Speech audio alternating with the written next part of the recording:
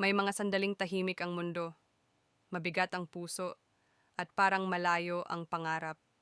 Pero tandaan mo, bawat matibay na kwento ay nagsisimula sa paghinto.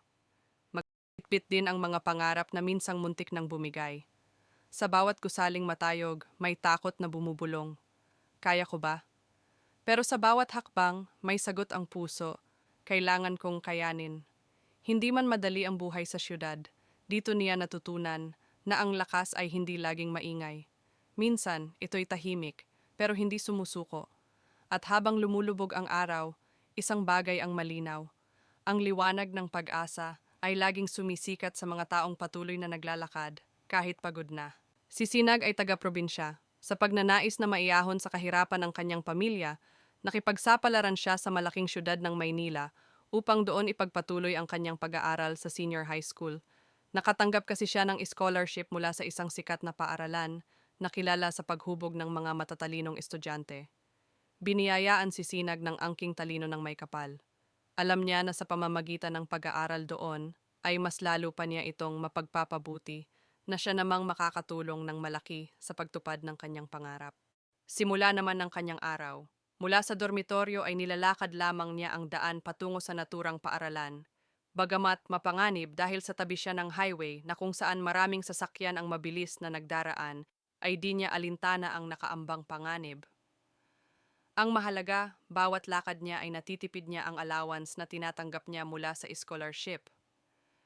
Di biro ang hinaharap niyang pagsubok sa araw-araw, subalit kailangan niyang lakasan ang loob niya. Ay narating ni Sinag ang main gate ng paaralan. Dali-dali siyang pumasok kasabay ang iba pang mag-aaral. Malapit na kasi siyang mahuli sa kanyang klase. Alam niya na pag nagkaganon ay di magiging maganda ito sa reputasyon niya bilang isang scholar. Isang bagay na pinagkaiingatan niya. Higit kumulang 3,000 mag-aaral ang pumapasok doon. Galing ang iba sa Maynila at ang karamihan naman ay mula pa sa iba't ibang dako ng Pilipinas. Andyan na rin ang magkakaibang pag-uugali nila. May mabait, magalang at mayabang. Galing binagtas ni Sinag ang maluwag at malinis na pasilyo tungo sa kanyang silid-aralan. Hinahangaan ang paaralan sa kalinisan na siya namang angkop para sa mga scholar na katulad niya. Habang papalapit siya ay narinig na niya ang boses na pinangingilagan niya. Si Marco, isang mayabang na bully na mahilig mandiskita ng mga katulad niya. Sa araw-araw na lang na ginawa ng Diyos ay lagi siyang pinag-iinitan nito. Hindi nga niya lubos na isip kung bakit. Sa pagkakaalam niya ay wala naman siyang atraso rito. Sadya lang yata na ganun ang kinasanayan niya mula sa paaralang pinanggalingan niya. Kita pa lang ni Marco sa kanya habang siya ay nasa bungad ng pintuan ay laking tuwa na nito.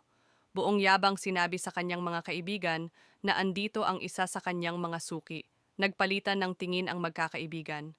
Tila ba may namumuo silang plano laban sa kanya. Wala kasi noon ang kanilang guro, kaya malaya nilang nagagawa ang mga bagay na ganito. Sa totoo lang ay wala naman talagang pinagbago, meron man o walang guro.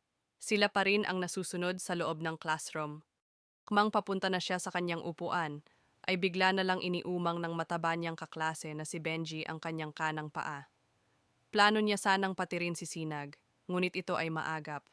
Tinaas na lamang niya ang kanyang at hinakbangan ang paa nito. Sobrang inis ni Benji sa nangyari at maaninag ito sa kanyang mukha. Nakaligtas ka sa ngayon bata, hindi pa tapos ang araw, kaya't humanda ka mamaya. Himik si Sinag. Umupo na lamang ito sa kanyang upuan at tahimik na pinikit ang kanyang mga mata. Ganito na lang ba palagi ang daranasin ko? Parang di ko na yata kaya, malapit na akong sumuko, ay mabilisang siyang kumain sa school canteen. Gusto niya kasing mapag-isa sa loob ng silid-aralan. Nais niyang mag-isip. Pinanghihinaan na naman kasi siya ng loob. Kapag tahimik ang kapaligiran, ay kumakalma ang kanyang nararamdaman.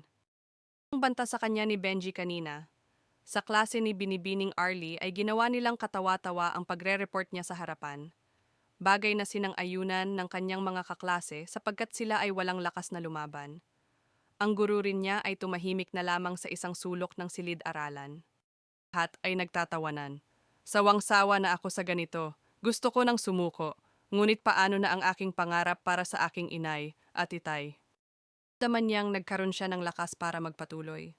Agad niyang kinuha ang kanyang aklat at nagsimulang magbasa. Di pansin ang magugulo niyang mga kaklase. May pagsusulit kasi sila sa susunod nilang subject. Tapos na naman ang isang araw. Uwian na naman. Tulad ng dati ay di nakipagsabayan si Sinag sa kanyang mga kaklase sa paglabas ng silid-aralan. Inantay niya munang makaalis ang lahat saka siya dahan-dahang naglakad patungo sa gate ng paaralan. Ay subsub siya sa pag-aaral. Para sa kanya, walang ibang mahalaga kundi ang pangarap niya para sa kanyang mga magulang. Tama na ang paghihirap na dinaranas nila, kailangan na itong tuldukan. Sa buhay ay sinusubok tayo ng panahon.